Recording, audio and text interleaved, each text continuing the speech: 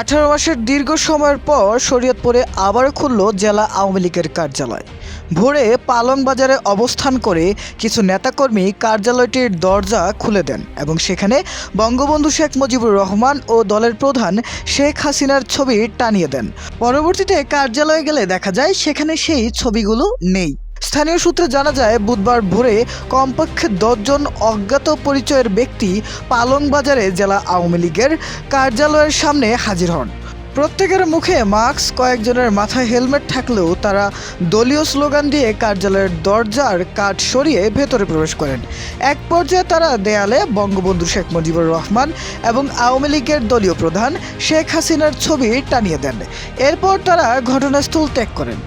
এরপর এ ঘটনার ভিডিও প্রকাশিত হয় শরীয়তপুর আওয়ামী লীগ নামের একটি ফেসবুক পেজ থেকে। ভিডিওটিতে দেখা যায় হাতে জাতীয় পতাকা ও নেতৃবৃন্দের ছবি নিয়ে লোকজন স্লোগান দিচ্ছেন। ক্যাপশনে লেখা ছিল, আজ শরীয়তপুর জেলা আওয়ামী লীগের কার্যালয়ে ছাত্রলীগের নেতাকর্মীরা অবস্থান করে জয় বাংলা স্লোগান দিয়ে নিজেদের অবস্থান জানান দেন। পালং মডেল থানার ভারপ্রাপ্ত কর্মকর্তা ওসি শাহ আলম এই ঘটনার বিষয়ে জানান, এ সংক্রান্ত কোনো খবর আমাদের কাছে আসেনি। বিষয়টি আমরা খতিয়ে দেখব।